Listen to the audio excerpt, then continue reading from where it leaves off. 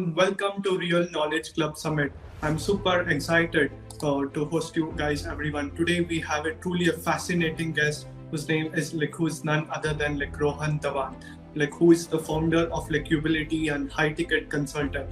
Ubility is the business consulting firm which helps people in the consulting, coaching, and he has helped more than 1,000 people achieve that successfully.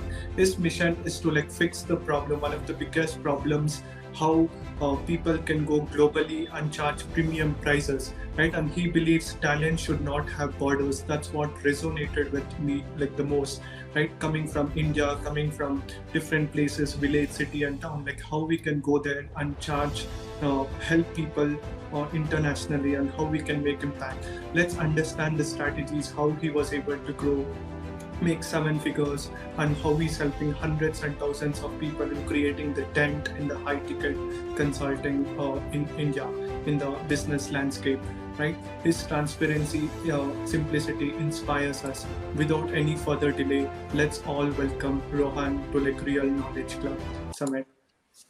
Welcome, Rohan. Hey man, what's up? Yeah, great to have you here with us today. Yeah, man, it's a pleasure to actually be on this show. Thank you for hosting me, and thank you everyone for taking out the time and watching this video.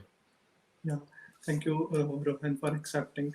And yes, Rohan, tell us about your backstory, how you got started, right? Coming from, I believe, you did your college and then you started, right? How was your journey so far? Yeah, for sure. So I think my digital marketing career started. I think I've told this many times. I did a course in 2014 in Delhi itself to learn about basic things like SEO, blogging, and whatnot. It was an offline institute. So I tried doing blogging and everything, but it didn't work out exactly how I wanted, because even though I was getting a lot of traffic to the website, the Google AdSense revenue wasn't enough, because of which I would feel really good. So um, the next thing that I decided to do is I decided to just take all the information that I had, and I decided to just share it online for absolutely free on YouTube as well as Udemy. Until one day, some guy called Vijay approaches me from the US, who says that, hey, whatever you're actually sharing for free, can you just do it for me? And then he basically had an e-commerce store who required some Facebook advertisement services. So I didn't know much about how to actually go about executing it, but I just googled some concepts and I quoted him like $1,500, because I didn't know much and I thought he won't even say yes. So I said that to him, but fortunately he agreed to it and he PayPal'd me the money in 50% installments. And that's how my career with this high ticket consulting actually started, because I realized that for so many visitors I was getting to my blog, for so many low ticket courses I was trying to sell on my Udemy and whatnot, like for with just one single client I made more than a lot of those efforts there. So that is when I realized how important this is, how wonderful it is. And I decided to from Vijay, that he was my first client. I work with more and more e-commerce store companies. I even work with some other high ticket coaches who are part of two comma clubs. And yeah, since then, a lot of people in India, like yourself, some people started asking me, how do you go about doing all this and getting high ticket clients and whatnot? So I didn't pay much attention to it at that point of time, until I was talking to one of my buddies who was also a client, who said to me that, hey, Rohan, I give you projects because I trust you, but um, paying somebody that much amount in India, I would probably not be so, um, you know, I wouldn't do it probably, right? So that's when I realized, man, the image that we have as a society is probably not the best, especially when it comes to online image that we have. So we need to change that. And that's when I decided, okay, I should probably not do this agency stuff, but there's more potential to do to help other people to build their own businesses in India. And yeah, so started in 2019, UAbility. Now we serve over 1,300 clients. So yeah, rest is history, man. Absolutely, that's amazing. And how long it took you to come where you are today, right now? right? Or from the time you started to like making like more than 1 crore a month. Um, so UFLD got started in 2019 officially, and I have been doing online marketing or like figuring out some sort of income opportunity since 2014. So I was like what 18 then. Yeah. So what Awesome. 2023 Hmm. minus what 2014, right?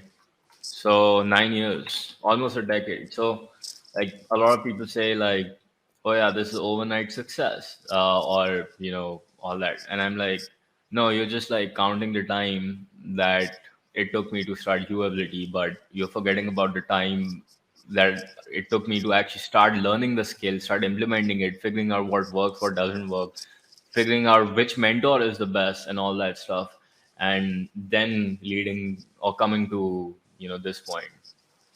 Absolutely, that's an incredible journey, right? And my next question to you is like, Rohan, like your vision, right, and mission. What you have for like usability? Can you tell us? Yeah, absolutely. So my goal with UAbility is that any coach or consultant in India who is kind of like undercharging for their valuable advice and services, and they sort of have these self-limiting beliefs which are holding them back, like people in India don't pay a lot, or people abroad won't pay you for your valuable advice and services. So my goal is to break those beliefs and also help these individuals to build their build their presence in a way so that they can start attracting these high ticket clients on a consistent predictable basis. That is one thing that I definitely would like to do. So ultimately, I want a world where not just all Indians, but any business owner from any developing nation has the ability to go out and represent themselves, online and get the kind of projects that they want to work on, irrespective of where they are located. Absolutely, Yeah. that was great. And what are the values and principles like you follow? Because at the end of the day, wherever you are today right now is because of like the values and the principles like which you are following, right?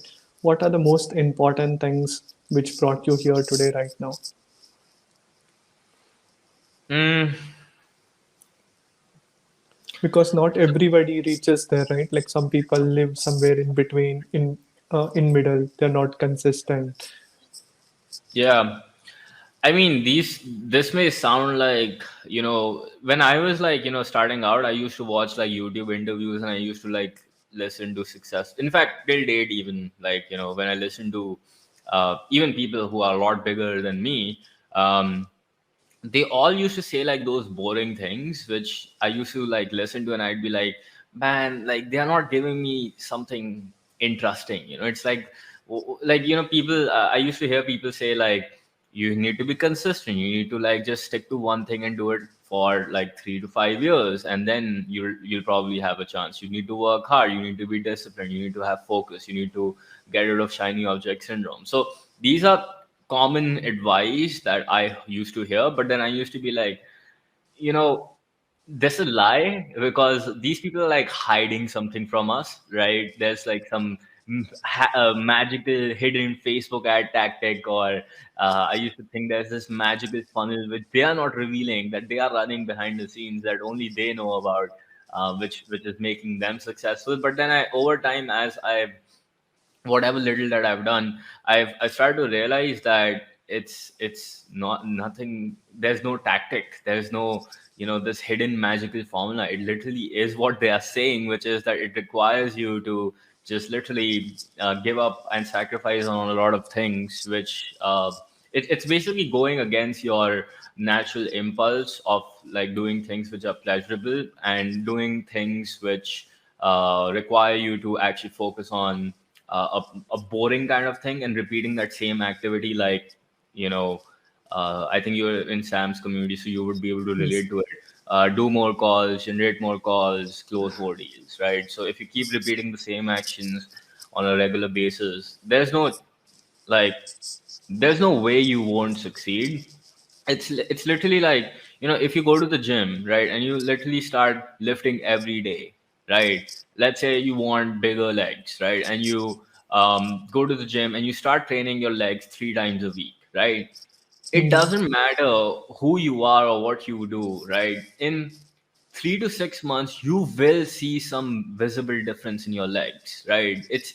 I mean, of course, if you're taking care of your diet as well, but you will see some difference in your legs, right? So same goes with your business. If you do the boring stuff on a regular basis over and over again, you are bound to see results. Absolutely, that was phenomenal, and that's what even Sam Owens tells in his mastermind and his programs, right? Like, Yeah. do in the work, put in the work. Don't search for the next shiny rabbit or like the rabbit hole, right? Put in the work, do the strategy calls. Absolutely, Yeah. right, and that's how we got connected, being part of the Sam Owens masterminds and accelerator, right? Yeah. Yeah. Yeah. And Rohan, like, what is the character traits like that helped you to shift the identities, beliefs, and habits, right? What changes like you saw yourself because you kept on evolving, right? 2019, 2020, and I believe you are also part of VTube Mastermind also, right? When I had joined, like, you were asking questions to Sam. I saw that recording and this thing, right? What are the shifts like you have seen? Because some people, when they get like continuous no's from a sales call, they run away, they don't do the sales call. If someone tells something like how you are so bold, right, how you are so courageous, because business, like, we need a lot of courage also, right? And how did you develop all those skills? Like you're saying, how do you be persistent despite facing a lot of no's during your business career? Yes, like how do you stay persistent, and like what are the beliefs and habits like you have engraved like since so many years, right? Which made you so strong and being the best at what you do in India. Got it. So, to answer your first thing regarding how to,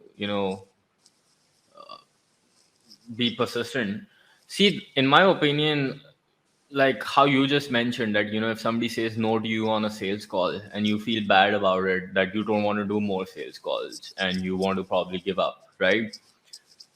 Because you have that thought, right? So if you like really break this down, right? You went out, you did an action which was told you by someone, or that was a requisite to actually make money. You picked up the phone, you generated the call. Now you made the offer, and let's say that person gave you an objection, right? You tried handling the objection. Maybe a lot of people don't even try that, or let's say that they fail, right? Now, after this, once you're like the call ends, right? This is, I think, the make or break moment for a lot of entrepreneurs. Like, once you hang up the phone, right? Now you have a decision, because immediately what's going to happen is your brain will literally give you a thought, um, that you are really bad, or that person said no. Maybe you just don't know sales. Maybe you are charging too high. Maybe people won't just buy from you, or whatever. Like these collection of thoughts will start entering your mind, and this is by default. It will happen to every human being. It happens to me till date. It happens to even a lot more successful people, right? But here's what's the difference between somebody who is successful and somebody who's not successful. During this time when you have these thoughts, right, what you choose to do after those receiving those thoughts is what determines what's going to happen next. Now, after receiving these thoughts, there could be two outcomes. The first outcome could be that you actually fall into the trap, right? You actually start agreeing with that negative side of your mind, and you start saying that, yeah, you know what, you're right. I am bad at sales. I should probably give up. And then guess what? You will give up. You probably won't do the next call. Or maybe, let's say, half-heartedly, you do convince yourself that, yeah, maybe you did some affirmations and you like confirm, convince yourself that maybe I should give another try. But even though you did kind of convince yourself, you weren't fully into it, and still another experience happens, and then your brain will be like, see, I told you you're bad at sales, so you should give up, right?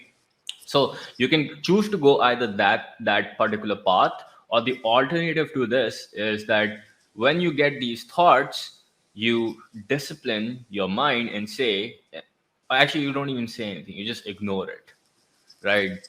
and you move on and you just keep repeating the actions. And like the only thing you can probably do from that is to have any kind of learnings, if there is. For example, if you messed up somewhere, probably chances are make sure that you don't do it next time, but you ignore the negative bits and you continue moving forward without attaching any kind of emotions to it, which is very, very difficult to do. It requires you to do a lot of practice. Training your mindset is not easy. I can guarantee you that. But if you do, like, let's say things like meditation every day, or if you like just naturally start observing your thoughts on a regular basis and you try to control them, I think it'll make a big difference for anyone. So whenever you have these thoughts like, oh, the sales call went wrong, I should give up, just ignore it, just get to the next point, learn from it and improve, and just do the next one. Don't get attached. You went to the gym, you were not able to lift the weight that you wanted, no worries. You just learn from the experience, write down what you did, do it again next time. Don't listen to your mind. You do anything in your life, you try to ignore the negative side of your mind and you practice this muscle. I think, in my opinion, it will benefit a lot of people. Absolutely, that was incredible. And I have seen this is a common question a lot of people have right now. The recession is happening, the pandemic had happened, and a lot of people, as a consultant coach, we work from office or like house, right? And how do we avoid distractions? Because everything is like working online, and there is like Amazon, web series, YouTube, everything, right? Like people, instead of doing work, they get lost reading the blogs, watching countless YouTube videos, how to laser focus and how to have the discipline to get the main things done for the day. Mm, I mean, the most obvious advice is like, to get rid of these things. For example, I mean, the best thing that I personally did for my life was, to delete social media. And not just like delete the app, I meant like I deleted my account only, right? So all my college friends, everything that I had, like in one go, I just deleted it all. And for the first 10 minutes, I felt pretty bad, because I was like, all these memories, all these connections I had made, they were gone. Technically they weren't, I still had the numbers, right? But that illusion of being on that platform instantly was gone, right? So, but then a week later, I started feeling good. 2 weeks later, I felt awesome. A month later, I started feeling like next level, because there was nothing that I was like comparing myself to. Um, at least every 5 minutes, right? And I would like stop getting those, that impulse to actually go and check, oh, what's that person doing, or what's that person up to, right? So deleting that obviously really, really helps. You know Keeping your phone on airplane mode really, really helps. But then again, these are things that even if I tell you right now, a lot of people won't just do it, right? Because like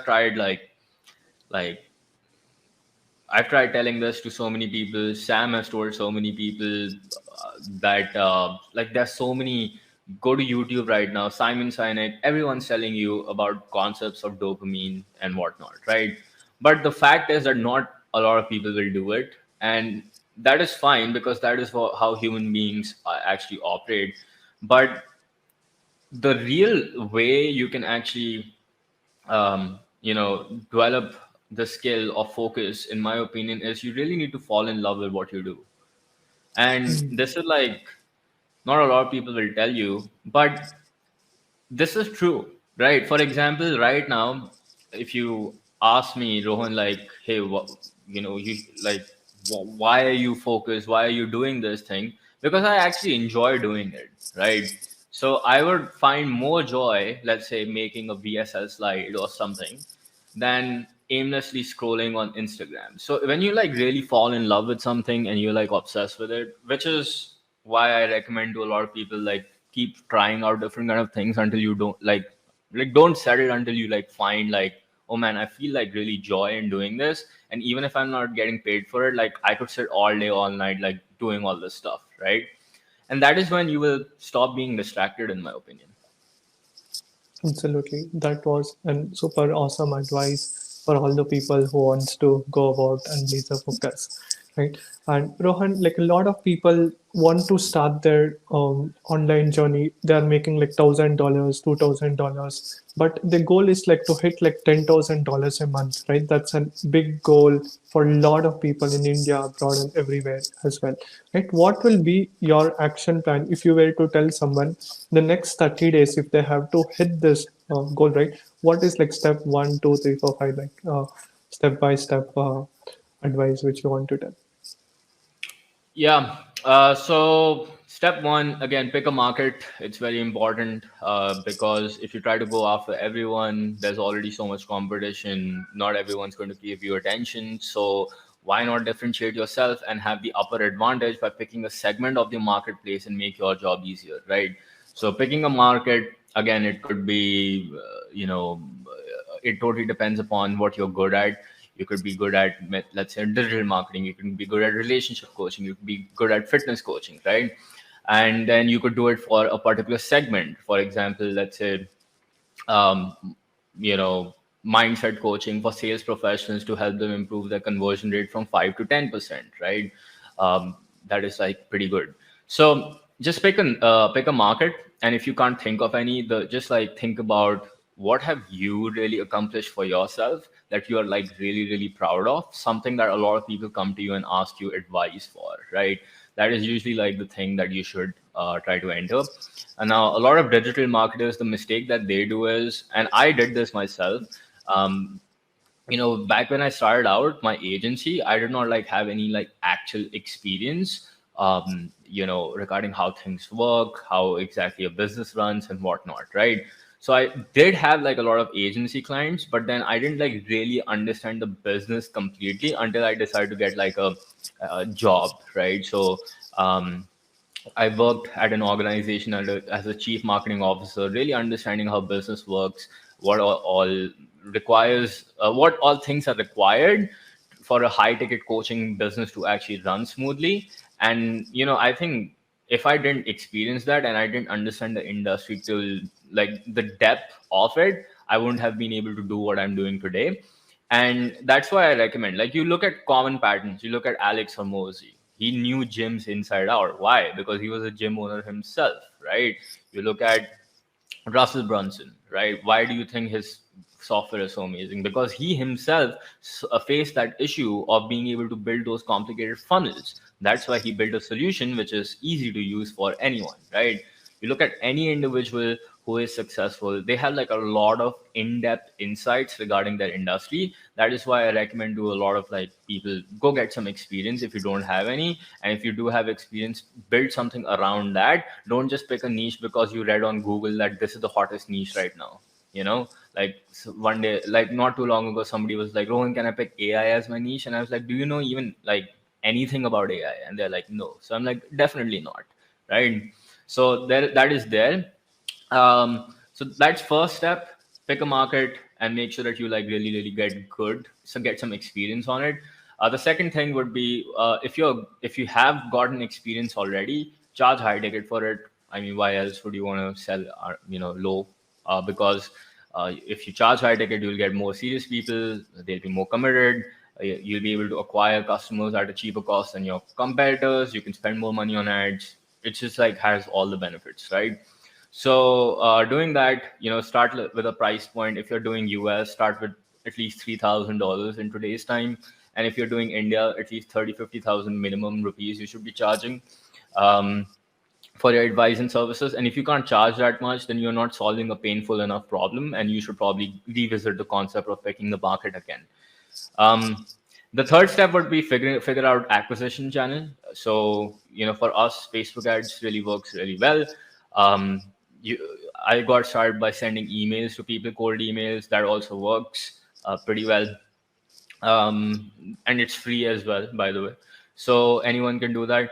You can also do YouTube ads. You can do YouTube videos. There are 10,000 different ways to acquire customers. Which one you should pick? Honestly, you should pick your own personality. For example, if you love making a lot of videos, you should probably pick YouTube. If you love talking a lot but don't like showing your face, you should pick podcasts. You should do that. If you love, maybe if you're good at the skill of media buying, you should pick ads because you understand numbers, you understand data, you understand how exactly the whole ads and everything work. So yeah, there's no right or wrong. They all work, right? It's just that where are you willing to develop mastery in, right? Because no matter what channel you pick, ads, yeah, your first few ads will bomb for sure. Your first few cold emails, people won't respond to you. Your first few YouTube videos, people won't watch them. But that's the difference, right? Should you keep going? Should you not going? So that's the thing. So start generating appointments, right? So if your goal is to make $10,000, let's say if you're in the US, you're charging $3,000. You technically just need 3 clients. In India, let's say you're charging, let's say 1 lakh rupees, right? So you just need 10 clients. So to be able to get 3 clients, you technically need what? How many? At a 20% closing rate, you need 15 calls, and for 10 clients in India, you need 50 calls, right? So you should have that goal that I need to generate 50 appointments to 15 appointments, depending upon which market you're going after, in order to achieve my target, right? So every day, then kind of like when you start your marketing efforts, like you try to see if let's say you do YouTube videos, right? Try to measure. So if I publish one YouTube video, how many calls do I get from that video, right? Now, if I publish 2 videos, how many calls do I get from those 2 videos? So, for example, if one video you posted today, like how you're doing right now, you let's say got 5 calls, right? And your goal is to, let's say, get 15 calls. So, guess how many videos more you'll need to upload? You'll need to upload 3 more videos, and you'll be able to achieve your target, right? So kind of like reverse engineer. And now this was an example for videos. You can also reverse engineer that for ads. You can reverse engineer that for how many emails you need to send, whatever, right? Point is, start generating those calls and then become really good at like being able to sell. So this means like understanding somebody's problems and being able to provide them the right kind of solution. It's a really valuable skill. Um, and yeah, like I think if you just generate 15 to 50 calls and you have a great offer to begin with, you'll be able to achieve your $10,000 target easily. Absolutely. They just have to focus on one product, one funnel, and one offer, right? Until Yeah, they absolutely. reach it. Yeah, that Don't was need incredible. anything more complicated than that. Yes. As we humans, we always try to complicate, right? Like we just have to reduce it. We try out so many things. Yes. Yeah, And for a very long time, I think that was one of my weaknesses. I used to also do a lot because I had this mm, entrepreneurial bug.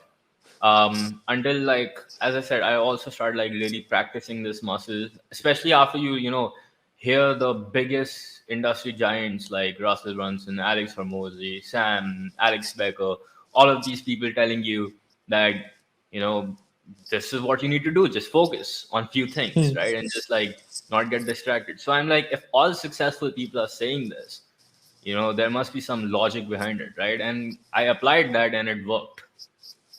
absolutely. Yeah.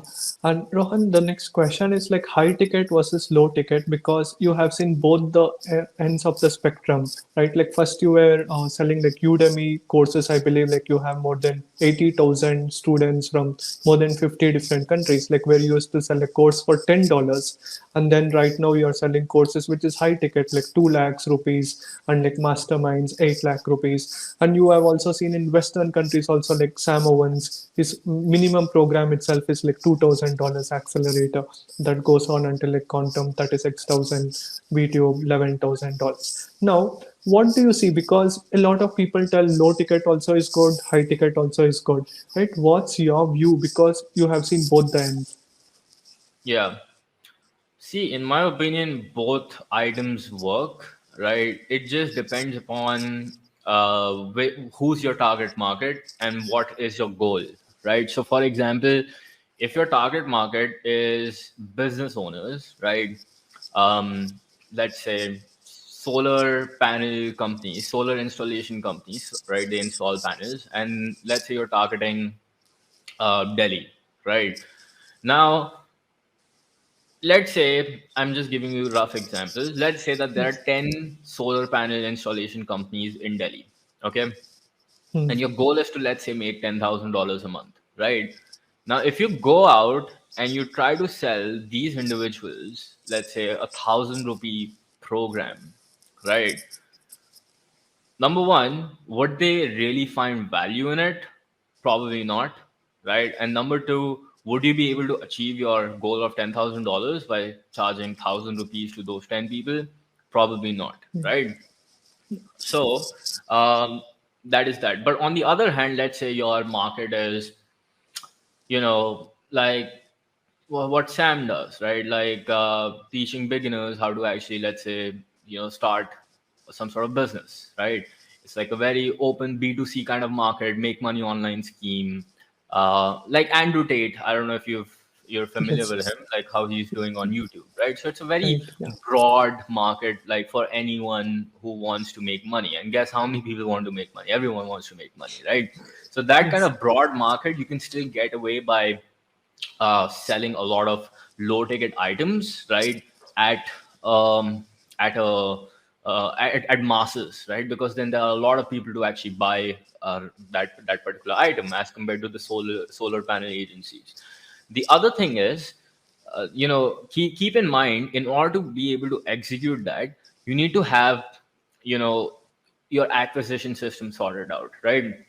Now, with acquisition, if you're selling low ticket, what eventually happens is your costs start going up, right? And that's like inevitable with any kind of platform out there, right? Facebook ads, YouTube ads, whatever you use, it's going to go up because everything just goes up in pricing. That's like, law of how economics works, right? Study history, right?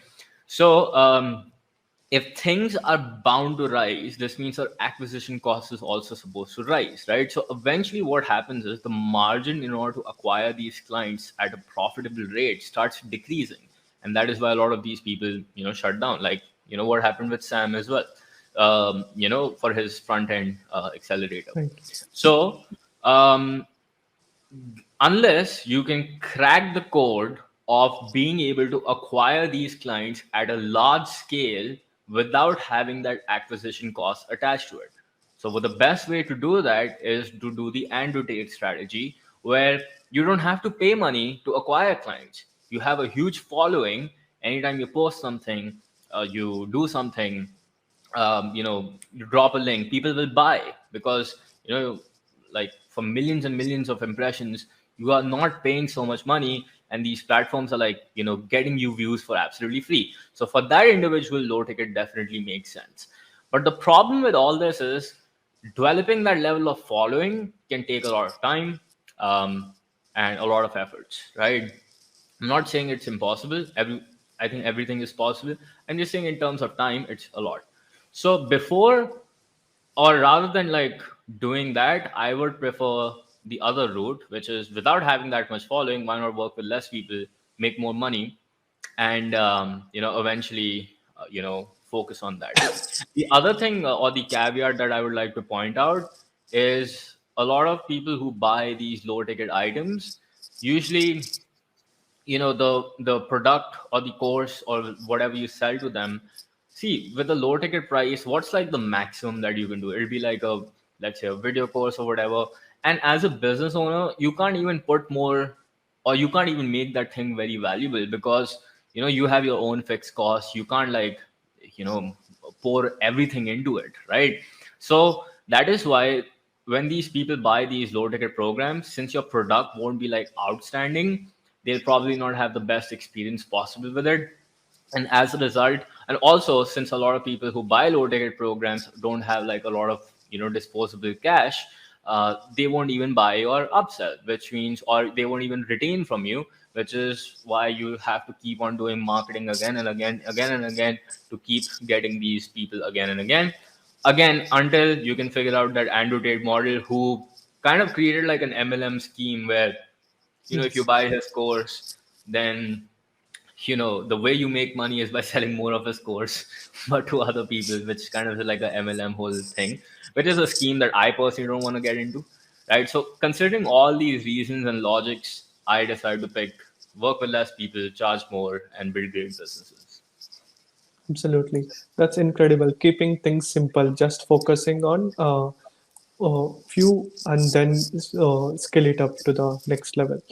right? Yeah. And yeah, Rohan, this is a question which I've seen like a lot of people tell, like, okay, high ticket, everybody tells that like we have to charge 2,000, $3,000, but in when they're just starting out, they don't even have the confidence whether it's going to work or not, right? How do they develop that confidence even though they are skilled in like copywriting, email writing, VSL funnel ads, but they are not confident, they cannot speak to an international client, they shiver or like they murmur or like they are not so good in the communication. How can they be like so confident, and how they have to go about? Yeah, so what I said at the start, I think the cure for confidence, to gain more confidence, is practice and repetitions, right? So the more, like, what Hormozy says, like, you outwork your self-doubt, right? Like, if you have doubt regarding a particular thing, right, you just like practice it even more so that that doubt just becomes no longer existent, right? For example, as I said, if you think you want to improve your chest muscle, you work out on it a lot so that you don't have to feel bad about it 3 to 4 months later on, right? So the reason a lot of people don't have that confidence is because of like two things. They're either lacking the right kind of beliefs, right? Or they don't have the skills, right? Now the skill part, I already told you, pick any skill that you want, do 10,000 hours of it within whatever period of time is possible for you, you will become legend at it, right? It's no doubt, it's Malcolm Gladwell's rule of 10,000 hours. You can Google about it. You can do that if those skills is the deficit part in your business. But let's say you do have the skills, right? And by the way, skills applies to everything that you ask me. Communication skills, yeah, go find an English speaking institute, right? Go join the classes, do it every day, watch a movie every day, read a book every day, or however many chapters you can recite, practice in front of the mirror. There's no like, I mean, if you literally go to Google right now and type how to improve your communication skills, there are probably more than a billion articles there. I don't think you need more information on that, right? Most people watching this video are smart enough to figure that out. The problem is not that you don't know. Problem is, will you do it? Right? Hmm. So that is there, right? So that's skills, right? You have to actually, stop being lazy, just do it. And the second thing is your beliefs, right? So you could have outstanding skills, but because of your limiting beliefs, you could like, really restrict yourself. For example, 2019 Rohan and me, actually not 2019, probably like let's say 2021 and 2022 Rohan, like we probably had similar level of skill sets, right? um, but a lot of my growth was probably hindered due to my own limiting beliefs, right? For example, I didn't at start when I got started, I didn't know that people in India would actually, they can even pay a premium price point, right? Again, my limiting beliefs, right?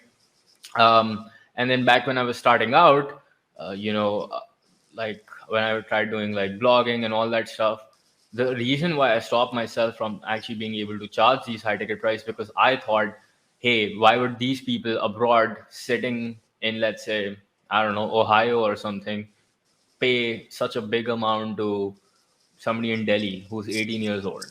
But then until I started realizing and like started decoding facts, like, you know what, technically $1,500 is not a lot for them, like, as much as it is Hmm. for us, right? Right. So that plus also understanding that, hey, if they invest 1,500 and I make them, let's say, $20,000, would this be justified? If the answer is yes, go for it, right? So yeah, like, in order to become really good at this, you have to like really outwork your self doubt by practicing 10,000 hours of a particular skill, and also like really, really every day, whenever you get some sort of thought that I think because of this reason I would fail, just write that down, understand, and then question it. Like, is this statement that my mind is saying coming from actual concrete data, or am I just like making it up just to make myself feel bad? Because a lot of people, and I was one of them before, are just like addicted to misery. They love, you know, feeling bad. Like, Hmm. oh, I'm not good enough, or I don't deserve these high ticket clients or whatever, right? Stop, you know, living like that. Stop being depressed for no reason. Just question it. Is it true? Do you have data to support it that you're bad? If yes, what? How much data do you have?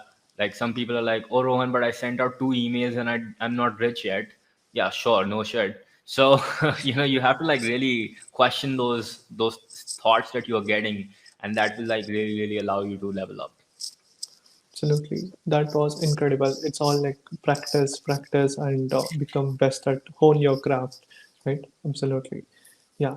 And Rohan, the next question which I have for you is like, um, how do we build like great communities, right? What do you think as the 3 or 4 most important pillars for great communities and like uh, putting the foundations for the good masterminds? Because I see some of the biggest names like Digital Deepak joining your mastermind X, and so many other people who had like decades of years of experience even in digital marketing, right? They come learn from you. What are the pillars? Like how do you structure like your community so well? Yeah. So I think the first thing is, in order to set up a great community, have the right members and have a very strict entry criteria. So I'll just give you an example. Even if you like, so we are hosting an event very soon, online. It's a virtual event. So we are like offering like a free school community, as part of that event, right? So uh, even in that school community, I got over 3,000 plus membership requests. I only accepted what 10% of them, right? Hmm. And the reason for that is because the initial founding members of any kind of community, the way they make those initial posts, the way they set the culture, the way they set the framing, the way they interact with each other, it sets the tone of rest of the members, right? And that is what kind of like dictates. Now if your initial members that you have, whether it's a paid community or free, whatever, doesn't matter. If those members, let's say you create a community today of 5 members, right? And out of those 5 members, 4 of them are like really lazy, right? And you're like telling them to do something and they're just not doing it, right? What do you think will happen to the next 10 members that join, or the next 20 members that join? They will adapt from the initial route that, okay, this is like not working out, these are like that. So because human beings, like, we are social creatures, right? We like to do what other people are doing. This is what inspires us and motivates us. So now if we see another person like procrastinating all the time, why would we want to be incentivized, right? So that is one thing. Rule number one: make sure that you have a great founding members, right? And have like really strict barrier to entry, um, to join that particular community. The second one would be, um, have have like some sort of like events, right? So it could be virtual events, it could be physical events, right? Because when more than one smart person gets in a room with another smart person, like something magical happens when they get to interact with each other, share their thoughts, brainstorm, and come up with like new ways of solving a particular problem that they were stuck at since a very long time. So that really helps. So first one is have barrier to entry, great initial members. Then the second one would be do events. Third one could be, you know you could do some sort of accountability calls, right? So maybe you could like do quarterly check-ins, you could do monthly check-ins, you could do weekly check-ins with each member to make sure that they are like on pace. You could do some, just like social events as well. So for example, just like where you just not necessarily talking about work only itself, you're just like having fun, you're laughing. I think like when you crack jokes and you be more human, that's when like the community effects like really skyrockets, right? And last probably advice would be just have great instructions and content for the initial members, right? So make sure that, whether you're doing a course inside of the community or whatever, make sure that it's like great quality rather than like just bunch of random instructions. Especially like for the initial members who join that community, they need to know like what are they working towards, right? Later on, of course, the community starts dictating its terms, which of course happens to the foundational members itself, which if provided you select the right one, right? So yeah, man, like have great initial members, have events, including social events, do check-ins with the, or have some sort of accountability in your community, and have like great kind of like course material. Absolutely, that was incredible. And communities is like the future, right? In 2023, like having own communities, masterminds, and bringing people together. And that's when, like someone said, 1 + 1 + 1 is not 3, it is 7. That's when the effect, like the ripple effect happens. Yes. And Rohan, I see like you have created your school group and instead of Facebook group, right? Like why do you host like your communities in like school platform? Yeah, so I don't like Facebook a lot because it's just very annoying and distracting, right? Kind of like drives us back to the point which I was talking about at the start. The only reason I use that platform is because I have to run ads. And before this, I had my communities over there as well. So yeah, I was like kind of looking for a way. Now, school I've been a part of like since the time like school literally Sam was inventing it, right? And Yes. like at the start, like school just had like what a community only, right? And I thought like just another Facebook group. I don't think this platform will be that great. But then Sam, I think, added like calendar as well as classroom feature, right? Which allows you to have the videos, the calendar, and the community all at one place. So this is when I realized, for a lot of people who actually decide to work with us, they are, let's say, in the initial stages, or they're like trying to scale. So for this is for a front end program I'm talking about. So what happens is, if we try to complicate too many things for them, for example, there's a separate teachable account for them, there's a separate Facebook group, there's a separate Zoom link. So what happens is they start getting overwhelmed, right? They're like, Right. oh my god, this is happening, that is happening, right? Which is not such a great experience for somebody like who is just starting out. So that is why when I saw that, oh, here everything is just one place, onboarding became like so much simpler, because rather than like taking 30 minutes to explain each and every platform, it was like, this is just it, you just go with it, right? That is when I realized like, oh, it's really, really helpful. And I also started to notice that the engagement on school is a lot better than a Facebook group. So I thought like, yeah, it makes sense to like move here. Absolutely, that makes a lot of sense because I'm using Facebook.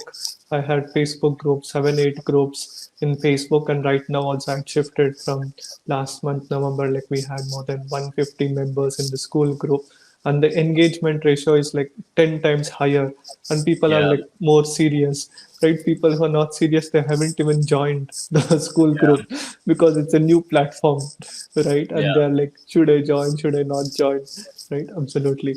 And this is one question like what many people have asked watching us live: how can we delete social media when majority of our clients come from social media? Yeah, great question. Um, Eventually, see, like I would recommend you can get this app, Chrome extension. It's called as Newsfeed Eradicator, right? Yes. So what it does is it just like gets rid of your newsfeed, right? Because I'm assuming you're using social media for prospecting, right?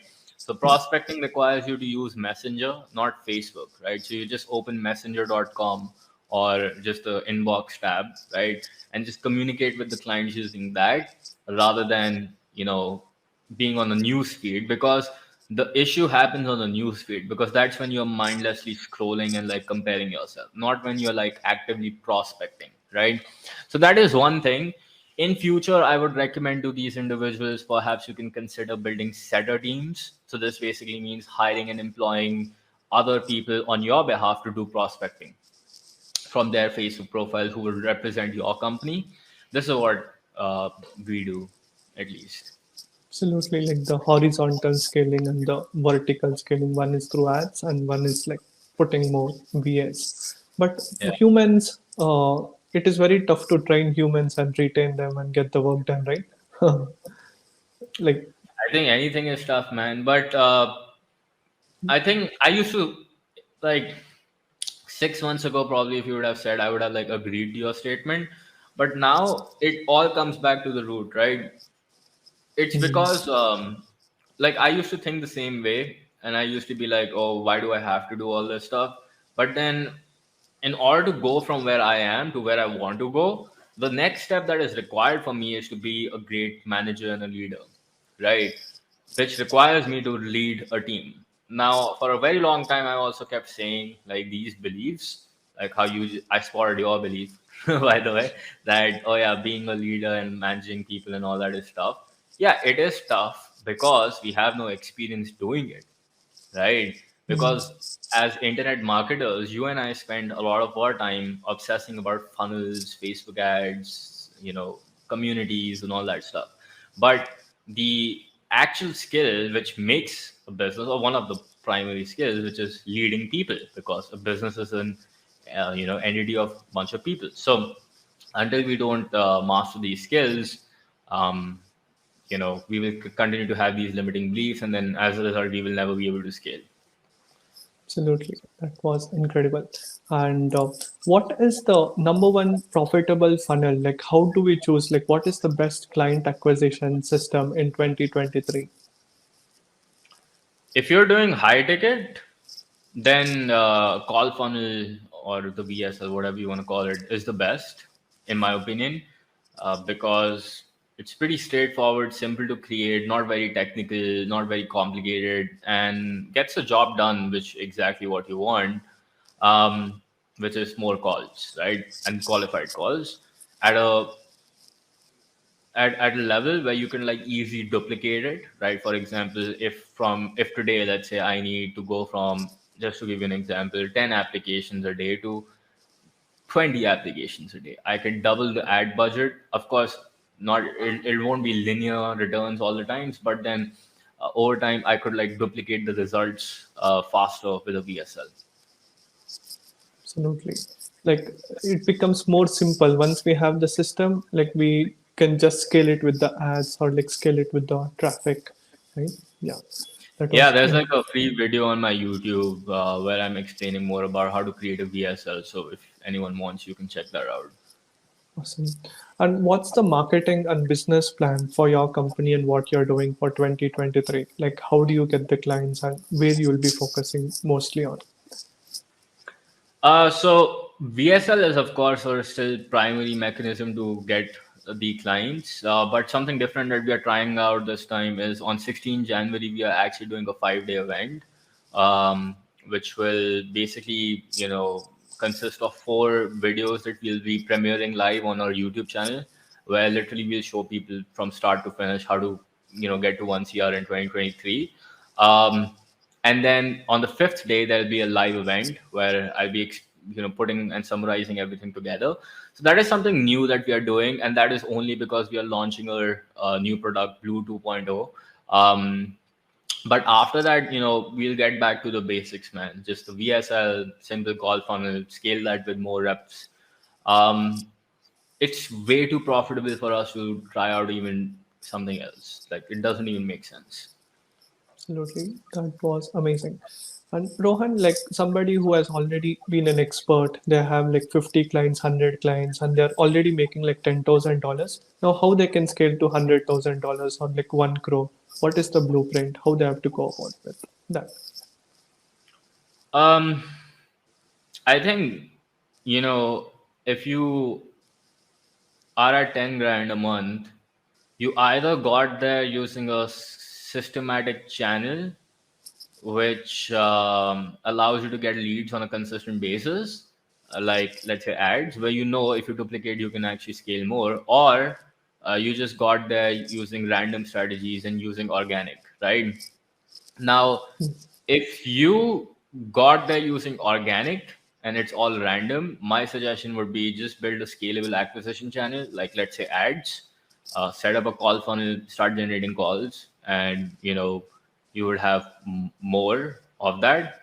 Um, And if you already have a scalable acquisition channel, then I think it really, and it's profitable, then I think it really comes down to you spending more on ads, you hiring more sales reps, again, learning the art of management and delegation, and basically, building a sales team who can, start to like really, really take things forward for you. Absolutely. Like Unless your we price get point is like really good already. Like for example, if you're like selling at $5,000, $10,000, like you don't even need to worry about all of this stuff. Like just few ads, 10 clients, easy, right? But since like we sell in India personally, um, we still sell as many units as what a lot of people abroad do. It's just that due to price point differences, right, it becomes like a little bit different, right? But still, uh, the process is the same. absolutely. And Rohan, if you were to hire someone inside your company, right, what are the 3 to 5 qualities like you see in a person? Speed to response, how quick they are, because very important. I can't deal with Dhila people.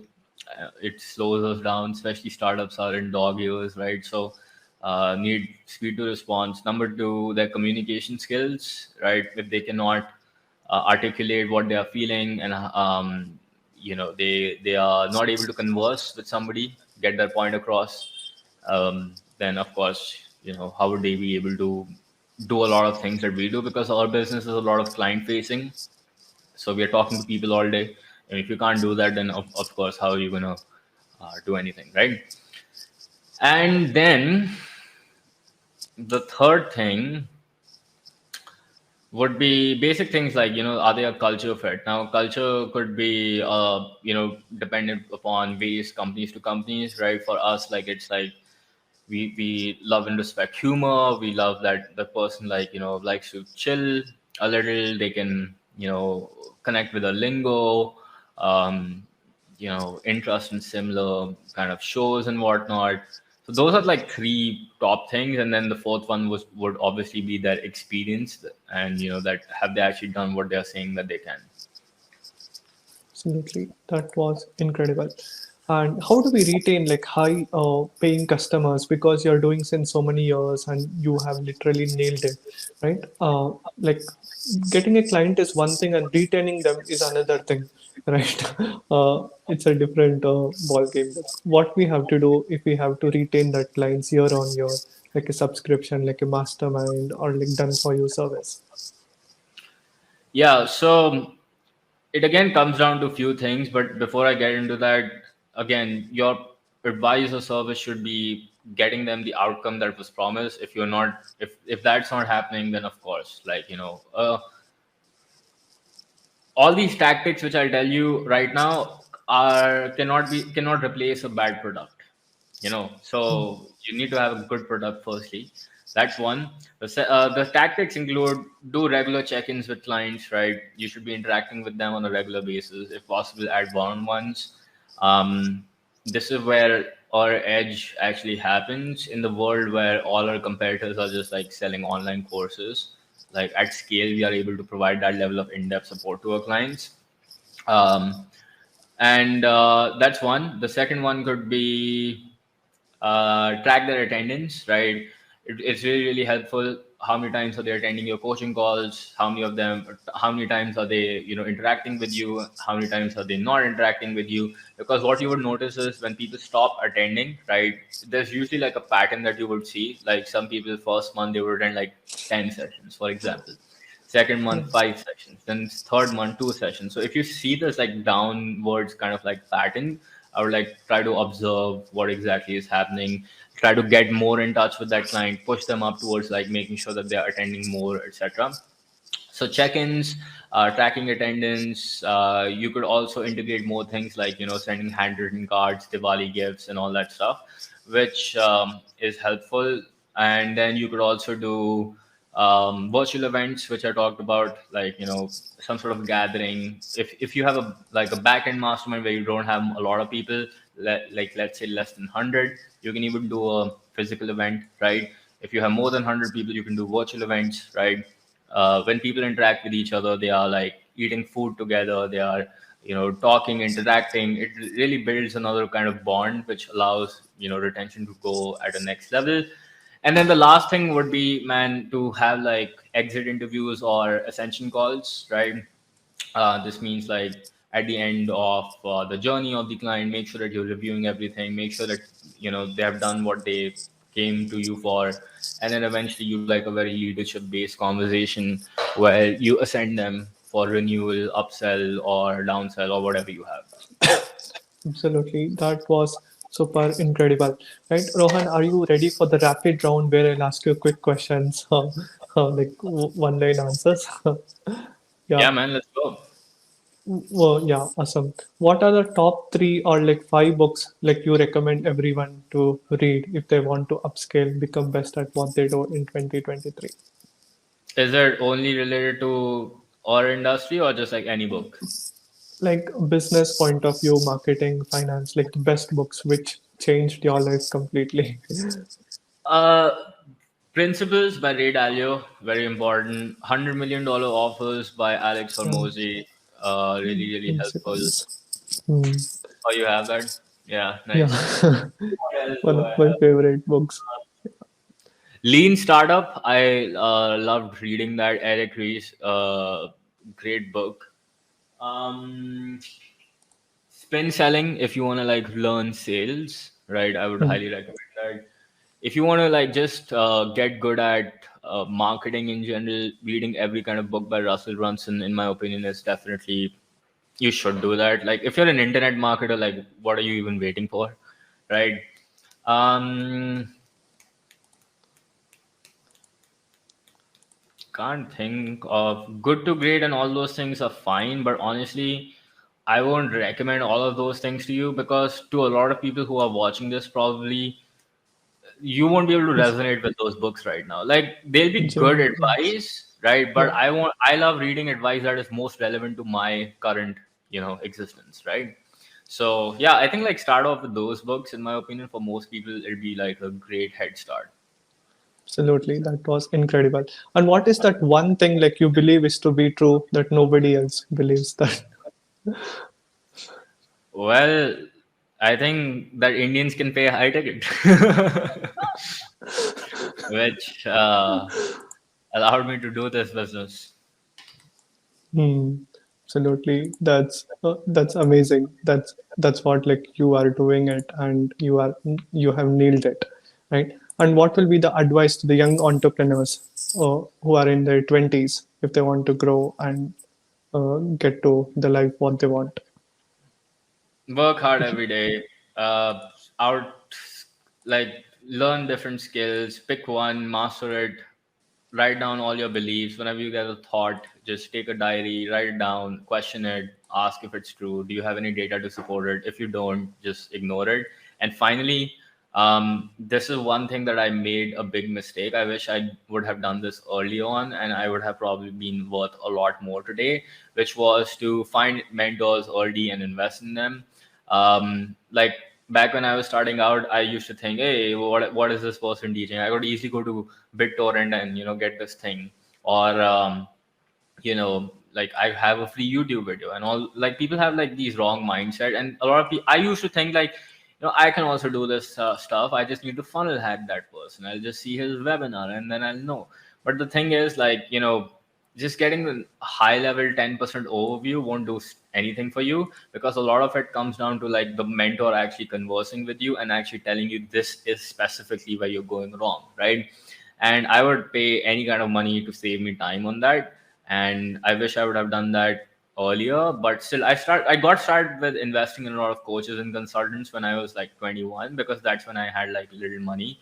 Not little money, but that is when I actually had the money to pay for all these things, right? And then also a lot of people like have this misconception that, oh, I don't have money to buy these courses and whatnot. But the thing is, you need to be resourceful, right? So for example, I didn't like borrow money from anybody to actually pay for all these courses. Like today, this year, we invested what, 70, $80,000 in programs and masterminds itself. Now, I didn't borrow it from someone. What I did is I like learned a skill, I made money through it, and I reinvested that money not all of it, but a portion of it, which I would recommend 15% of whatever you're earning every month should go into your knowledge investment, in whatever kind, whether it's health, fit, relationships, or your mindset, it should be going into that for sure. So, yeah, don't say that, oh, I don't have money. If you're resourceful, you'll arrange the money. Um, Absolutely. like biggest example I have is Pratham Sharma, who is my head of sales. When he joined UAbility, he had $3 in his bank account and a bike, right? So he wanted to get started, and I was like, okay, let's do it. So here are calls, and he's like, but Rohan, I don't have a laptop, or I don't have like a good phone to actually be able to do these calls or whatnot. I was like, that's your problem, figure it out. So again, I was testing him, right? But he was resourceful enough. He sold his bike and he bought a laptop and a mobile phone. He had $3 in his bank account, started doing calls. Now he makes a lot more money than business owners. Absolutely. That's super incredible. And Rohan, like your main key inspiration to your success, like where do you get this energy, inspiration? Is it like your parents, mentors, or partner? Like where do you get that hunger, energy? Um, I think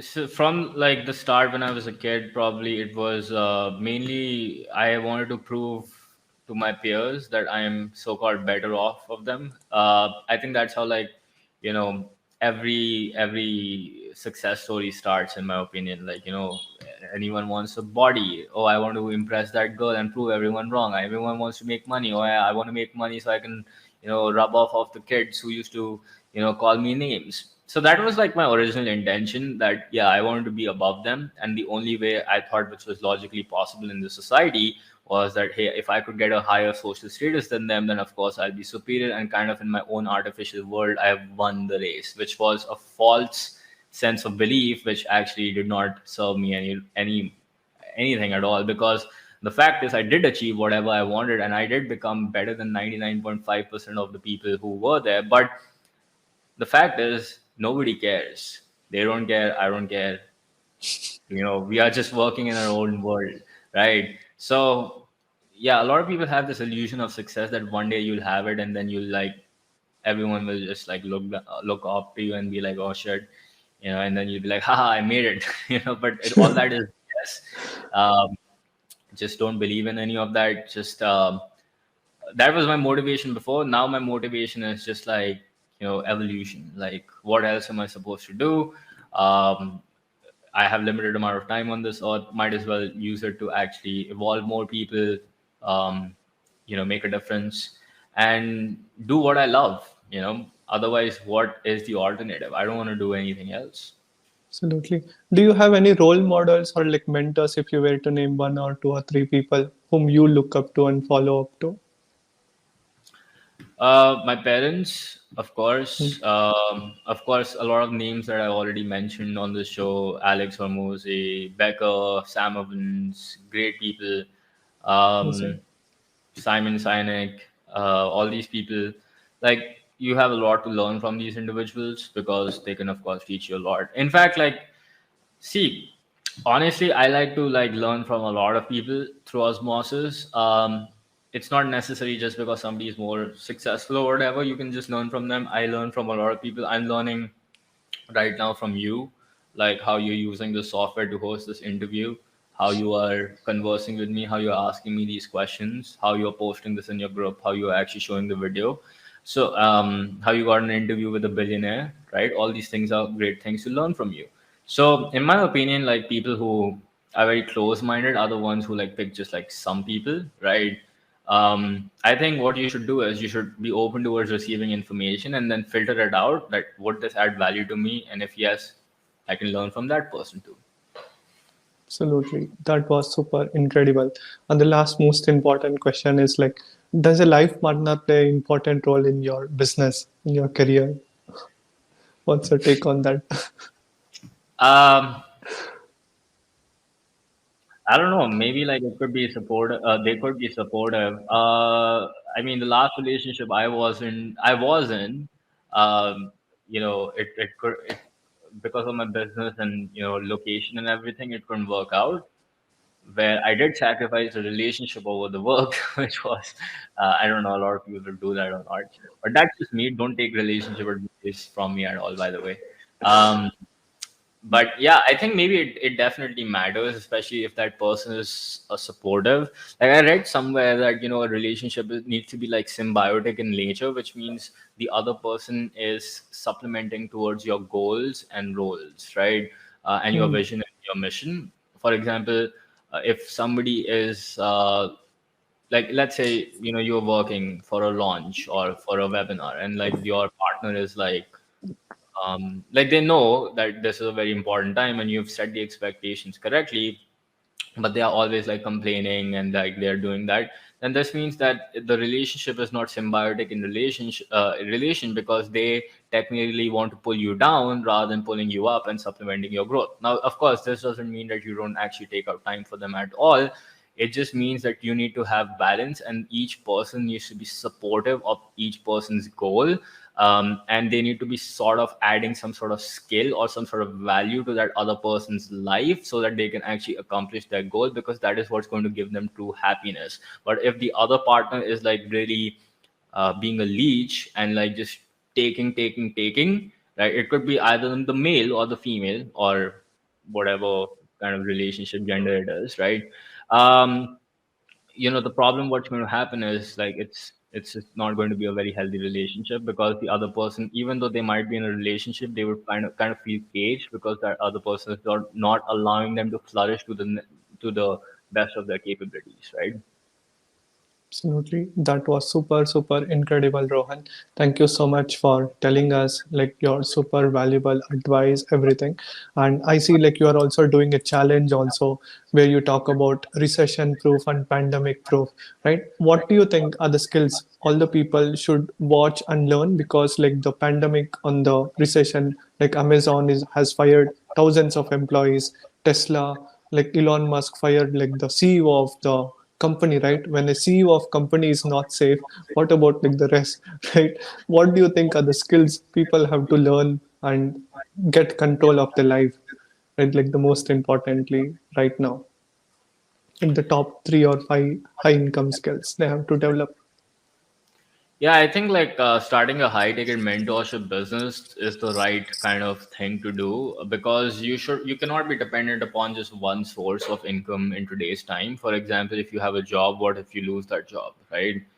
Um, so like definitely having the skill, at least, even if let's say somebody is doing a job, right? Even taking out 3 hours a day or 2 hours a day to do some freelancing work, and maybe even working with one high ticket client on the side, so that at least you have some testimonials or something, so that even if the worst thing happens and you're out of a job, you do have something to actually take forward, and you won't just be completely zero, right? You could see, technically you could do a lot of things, like let's say you can invest in stocks right now. Let's say if you have 1 lakh rupees, right, and you put that in stocks right now, let's say since it's recession time right now, let's say you're like really really lucky and you get a 10% return on your stocks, which is very difficult to do, but let's say you do, right? um 10%. So what? Out of that 1 lakh, you made 10,000 rupees, right? Which is fine, right? But it's not enough for you to actually make a living, right? So on the other hand, if you take that same 1 lakh rupees and rather than like putting in stocks, you invest in yourself, upgrade your skill. For example, if you're a personal trainer, maybe getting some sort of certification to be able to do that personal training. Maybe if you're a digital marketer, maybe investing in some sort of program that can teach you how to run Facebook ads or whatever, right? To upgrade yourself. I think that 1 lakh then can become 3 lakhs within the next year. Let's say if you end up managing 3 clients, to sign 3 clients out of that investment, right? So, in my opinion, like the best thing you can do in 2023 is invest in yourself and start a high ticket mentorship business where you are working with clients who you are charging premium for. Absolutely, that was super incredible. And Rohan, for all the people who are watching this, right, like how they can reach out to you if they have any questions about like VSL or like get paying high paying clients, right? Are you available on LinkedIn, Facebook, or like your website? Can you tell us? Yeah, so you can go to uability.in or you can just type uability on Google, Uability, and uh, you'll come across a free YouTube channel as well. You can watch free videos over there. You can go to our website, check out what we are doing over there. Yeah, so like I think YouTube and our website would be the best place to actually get connected with. Absolutely. Super amazing. Thank you so much, Rohan, for sharing like your super valuable advice since almost hours more, right? Indeed, it was a great honor to have you as at like Real Knowledge Club. In fact, a lot of people will get a lot of knowledge now. They'll be executing and implementing to get massive results, right? Any last words like you want to tell before we conclude? Just stay consistent and don't just watch this video for pleasure. Actually go on and execute what we just discussed. Absolutely. Thank you so much, Rohan. Thank you, everyone, for watching. Have a great day. Do like, share, and subscribe. And do let us know what are your biggest takeaways in the comment section. Okay, guys? Have a great day. Bye bye.